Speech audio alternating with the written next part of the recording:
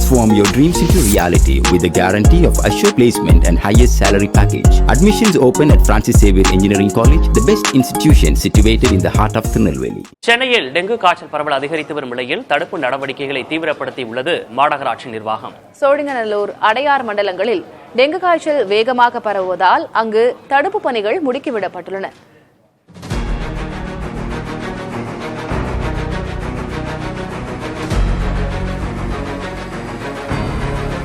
வீடுகளை சுற்றி தேங்கும் நன்னீரிலிருந்து உருவாகும் ஏடிஎஸ் கொசுக்களால் டெங்கு காய்ச்சல் பரவுகிறது. பழைய டயர்கள், உடைந்த பாட்டில்களில் தேங்கும் மழைநீரிலிருந்து டெங்கு காய்ச்சலை பரப்பும் கொசுக்கள் உருவாகின்றன.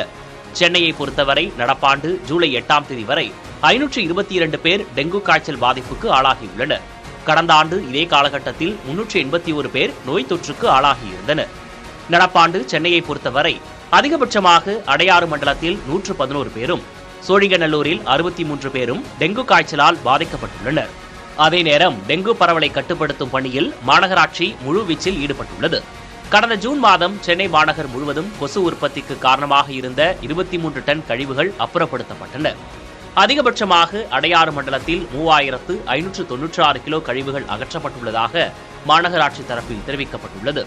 தென்மேற்கு பருவமழை காலத்தில் டெங்கு பரவல் அதிகரிப்பதாகவும், உடைந்த பிளாஸ்டிக் பொருட்களை தேங்கும் மழைநீர் கொசுக்கள் அதிக அளவில் உற்பத்தியாக வழிவகுக்கிறது என மருத்துவத்துறை இயக்குநர் செல்வவிநாயகம் தெரிவித்துள்ளார்.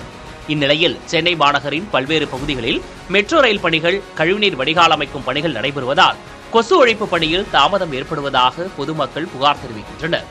அதே நேரம் இக்குற்றச்சாட்டுக்கு அதிகாரிகள் மறுப்பு தெரிவித்துள்ளனர். டெங்கு காய்ச்சல் பரவும் இடங்களில் அடிக்கடி கொசு தடுப்பு மருந்து அடிக்கப்படுவதாகவும், மாநகராட்சி பணியாளர்கள் வீடு வீடாக சென்று ஆய்வு செய்து வருவதாகவும் அதிகாரிகள் தெரிவிக்கின்றனர். சென்னையை பொறுத்தவரை ஆகஸ்ட் முதல் அக்டோபர் மாதம் வரை டெங்கு காய்ச்சல் பரவுகிறது. செப்டம்பர், அக்டோபர் மாதங்களில் நோய் தொற்று உச்சத்தில் இருக்கும் என தரவுகள் தெரிவிக்கின்றன. இதை கருத்தில் கொண்டு தடுப்பு நடவடிக்கைகளை மாநகராட்சி நிர்வாகம் துரிதப்படுத்தியுள்ள நிலையில் அனைத்து பகுதிகளிலும் கொசு ஒழிப்பு பணிகளில் கவனம் செலுத்த பொதுமக்கள் கோரிக்கை விடுத்துள்ளனர். Transform your dreams into reality with the guarantee of assured placement and highest salary package. Admissions open at Francis Xavier Engineering College, the best institution situated in the heart of Tirunelveli.